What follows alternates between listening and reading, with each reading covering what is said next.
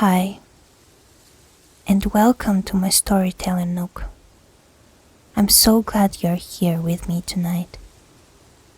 My name is Inara, and tonight I'll be reading you The Swan Maidens and the Silver Knight. It's a story by William Elliot Griffis from his collection Belgian Fairy Tales. So, close your eyes, make sure you feel safe and comfortable, and let's step together into a world of friendship, bravery, and enchantment.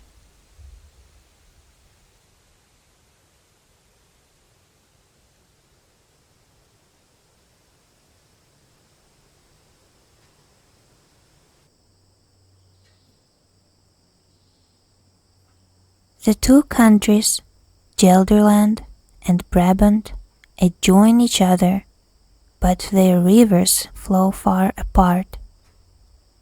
Once there was a castle that stood on the banks of the Scheldt, on which the city of Brabant, named Antwerp, stands. Instead of being full of light and joy for all within its walls, there was a princess named Elsje, who was kept a prisoner there. Her father and mother, dying when she was a little child, left her in the care of a count, who was to be her guardian. This nobleman was a selfish villain, and hoped to get her lands and estate. So he shut her up as a prisoner in the castle. If any knight should fight and overcome him, the princess would be delivered. But as the wicked count was a man of gigantic strength and skilled in war, no one had ever attempted to meet him in battle. The Princess Elsje was very lovely in character. In her captivity, she was kind to the birds and all the winged creatures, being especially fond of 7 swans, which she fed every day. Each one was very tame and took its food out of her hand.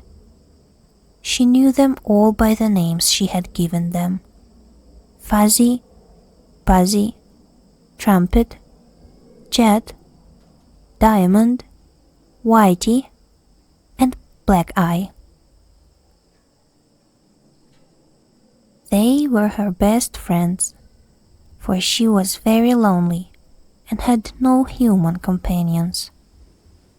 Nor had she any idea that they were anything but dumb creatures that never could repay her kindness. But, strange to say, these 7 swans were birds only in form.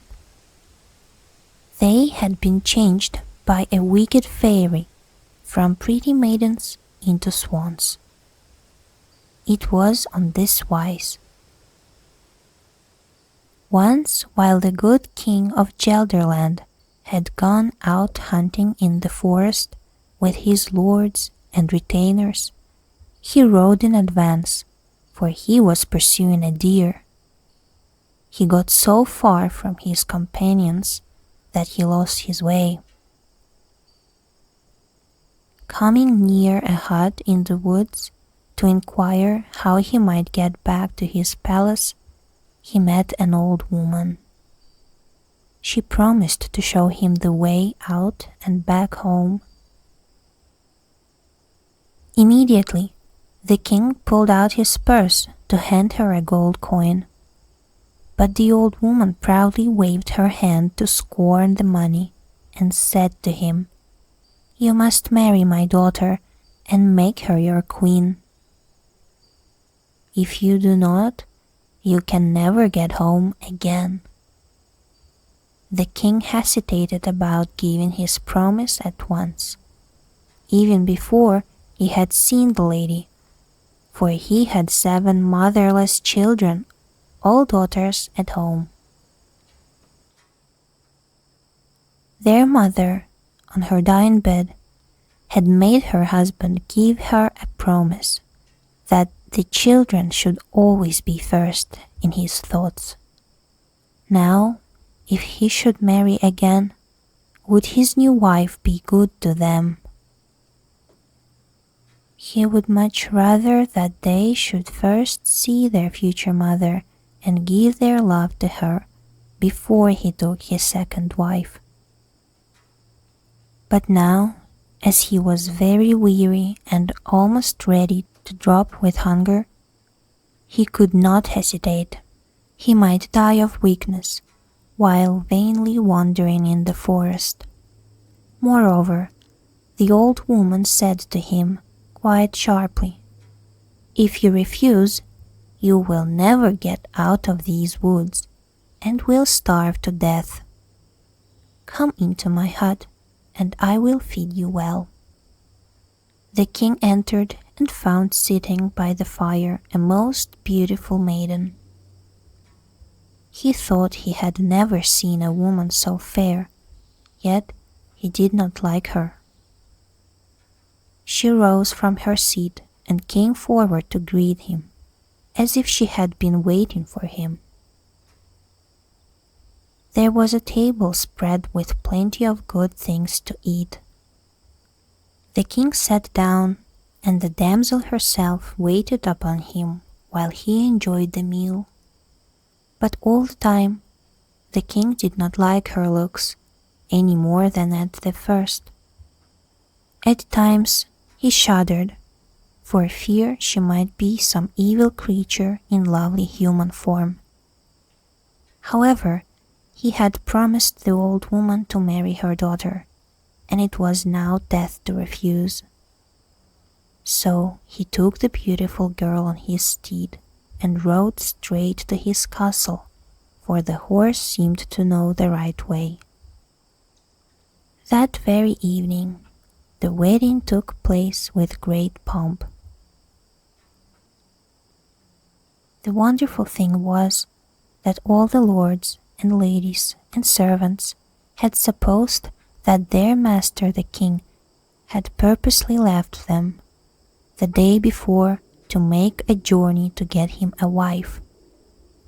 So they were now all ready for him in their best dresses and jewels, and glad to welcome his bride.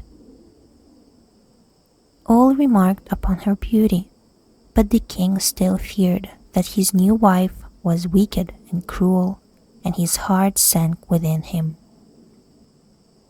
So, to make sure, he took his 7 children off into a castle that was deep in the forests and not easily found. Even he himself had trouble in getting to it, until a wise old woman gave him a ball of yarn. This ball had the wonderful property of finding paths in the wood. If one threw it on the ground, it would unroll of itself. So the king had a clue to the forest palace and daily went to visit his little folks and played with them.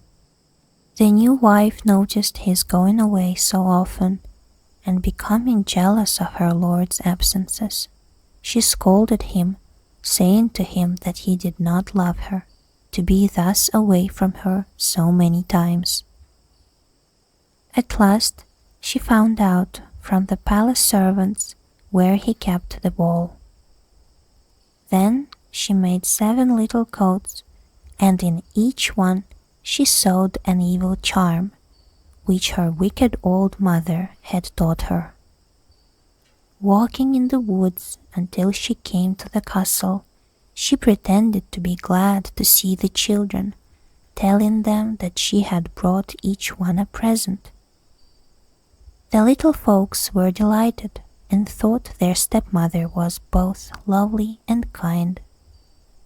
They put on their new coats and then gleefully danced together, joining hands as in a chorus. But in a few minutes a strange feeling came over them. Wings grew where their arms had been, their necks lengthened, while their legs shortened and became web-like. They were all changed into swans and flew out of the window, so the king never saw his children again. The 7 swans enjoyed their life in the air and soon joined the great flock that belonged to the king of the country of Brabant, where the Princess Elsje was kept in the castle on the Scheldt River. The royal swan herd, though he had 1,000 or more birds under his care, when counting the cygnets or swan babies, noticed the addition of the 7 pretty birds and wondered whence they had come. The 7 Swan Maidens soon got acquainted with all the other swans, for these birds are very sociable and talk to each other in their own language.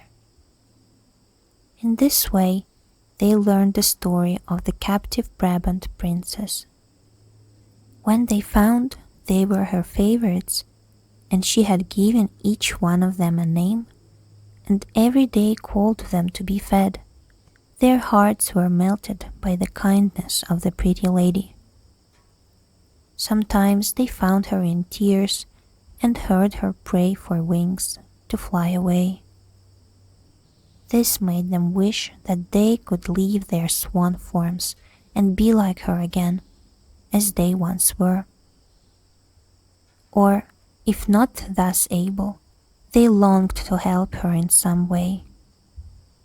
They all agreed that they would rather remain swan maidens and be free to fly and do as they liked, rising about and up into the air or sailing on the water, than to be shut up for a life in a prison. Even though it were in a castle with gardens and a swan lake, they would rather be birds than captives. They were filled with pity for the lonely princess thus pining away. The oldest and the youngest of the 7 swans, Fuzzy and Black Eye, both of which had snow-white plumage, were especially eager to help the maiden. Of all the 7, they too were the strongest. Every day they declared to their sisters and to the real swans that they would sometimes find a way to set the princess free. The oldest of the swans only jeered at the idea or hissed scornfully. "How can human beings fly? They have no wings like us, and you boasters cannot give her yours." And they laughed a swan's laugh. Now, in one thing at least, these 7 swan sisters were different from the other birds. They were accustomed, every week or so, to make a long flight back to the Gelderland, to their old forest home and playground, to take a look at their fond father, who, however, never dreamed that these winged creatures were his children. In the times of these visits to the forest palace, but only while they were there, the enchantment failed, yet only for a quarter of an hour. During these few minutes, while in the woods, they played together as girls, as in the happy days of yore, when their father used to come and see them. But this they could not do now within the royal palace gardens, where their father walked, and when in the dense forest itself they could not find the way out as girls, for they were swans again, almost as soon as they started to find the path. So they did the next best thing. They flew to the royal palace gardens and circled around his head and dropped feathers to show their feelings. The king noticed this and gave strict orders that no one should shoot an arrow, throw a net, or lay a trap for these birds that he loved to welcome as visitors, which gave him happiness. The wicked queen, however, knew all about these swans, but she never told her husband. She let him mourn for his children month after month and year after year. Now, while the Swan sisters were thinking of rescuing the Princess Elsa, she also was planning to save them in order to bring them back to human form. There was a good fairy who lived on the Lake River, who hated the wicked stepmother of the Swan Maidens and knew how to destroy her enchantments. But this good fairy possessed her power only on the water. But she fastened on the neck of Fuzzy, the oldest of the swans, a message telling the princess how to break the charm. The way to do it was this. The princess was to make 7 little coats of swan feathers, and then she was not to speak a word to any soul for 7 months. At the end of that time, she was to put a coat on each of the Swan sisters. Then they would at once become maidens again.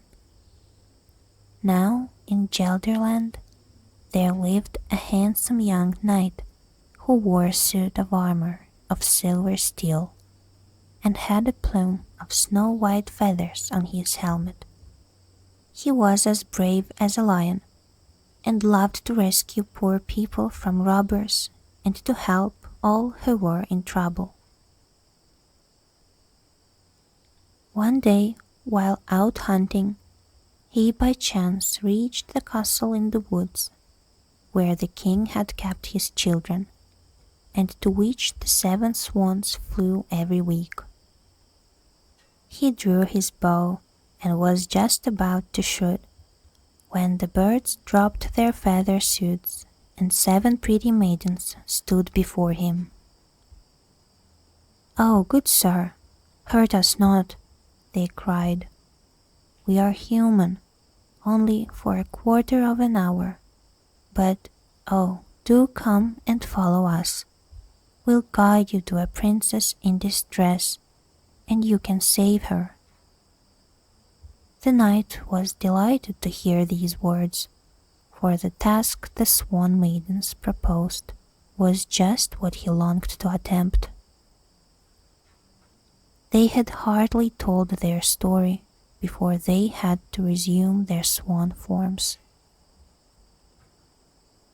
It was agreed that Fuzzy and Black Eye, the widest and the strongest of the 7 swans, should be the pilots of the night to the well-guarded castle where the princess was a captive. The 5 swans flew back to the flock, but the absence of the other 2 was not noticed by the king's swanherd. So, guided by his brace of snowy white and feathered pilots who kept in the air above him, the knight made his way through the forests and across the country until he came to the Scheldt River. There were no boats. The current was rapid and the river wide. How should he get across? "Oh, how shall we help our knight down such a flood as this?" said Fuzzy to Black Eye. While the Silver Knight was wondering, the good fairy who had sent the message to the princess stepped out from among the river weeds. She had a star crown on her head and a wand of gold in her hand. She spoke thus to the knight: "Take that dead tree trunk which lies on the ground, all wreathed with vines, and launch it into the river, for my power extends only over the water. Because of your knightly record as a brave hero, I shall have these swans guide you to the castle. Once on shore, you must fight your own battle. Promise to rescue the princess." The knight took oath on the hilt of his sword that he would. Then the fairy touched the dead tree, and it became a pretty boat shaped like a shell. She bade the two swans take their places in front. Then, touching the wild vines growing on the log and throwing them over their long, curved snow-white necks, lo! They became silver harness to draw the boat, and silver bridles, which the rider standing in the boat held, as the birds darted swiftly forward. He waved his thanks and farewell in the gratitude to the fairy. "Good speed and sure success to you," cried the fairy. "You will find the princess doing my work." It was to be a battle of enchantments, for the good fairy was trying to undo the spell which the wicked stepmother, the king's wife, had cast over the Swan Maidens. Yet she could do nothing on land without the aid of a brave knight. She had been a long time waiting for such a hero. Now he had come. To make effective the charm of restoring Swan Maidens to human forms while she was making the feather coats, it was absolutely necessary for the Princess Elsa to do two hard things.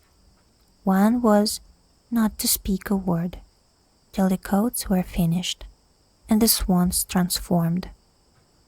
The second was not to ask the knight who he was or where he came from. Even when he was her husband, she must be silent on this matter. She had to promise this, or the good fairy would do nothing. Into the swan boat the young knight in his shining silver steel armor bravely stepped. Then, with their four web feet beating tirelessly under the river waves that curled against their breasts, the two strong birds drew the shell boat until they were near the castle in Brabant. It was a day of tournament, and hundreds of lords and ladies were gathered together to see the knights on horseback rush at each other in the game of friendly rivalry, as rough as war, in which sometimes men were killed. The herald sounded the trumpet to call forth a champion for the imprisoned maiden. Whosoever should vanquish the cruel count should have the lady's strong castle and her rich estate. Glorious in her beauty, Princess Elsa sat in the palace of honor, crowned with flowers, as she had sat again and again before, but never a word had she spoken to a soul. The echoes of the first trumpet blast died away. No one came. The second summons sounded. None answered. The third blast had not ended before the knight in the silver steel armor stepped forward. He asked the maiden if she would accept him as her husband, if he overcame the count. She spoke not a word, but nodded her head, beaming with a joy that inspired him to valor. The silver knight threw down his glove as a challenge. Again the trumpet pealed, and the two champions rushed at each other. All expected that the count, being so heavy and strong, would win, but the battle was soon decided, for the silver knight was victorious. The count, senseless and with a broken head, was born of the field. Now the knight had been told not to expect his bride to speak to him until after the marriage, but to be content with a nod of her head and the language of her eyes. Yet those eyes spoke to him their message, and he was full of joy. Even when he asked her whether she would marry him, without ever now or hereafter asking who he was or whence he came, her answer was with a nod of the head and a low bow, with one of her hands on her heart and the other raised to heaven. This was enough. He was satisfied. The wedding was celebrated with great pomp and joy. For many weeks afterwards, the silent princess kept busy with her needle, making little coats of swan feathers. But of this her husband seemed to approve, and gladly he praised his bride's industry. Now, on the day when the 7 swans from Gelderland were accustomed to fly back to their old home, the forest castle, and before they had risen from the water to stretch their wings, the princess called them, and each by name before her. Then, in the presence of her knight, she threw the coats over them.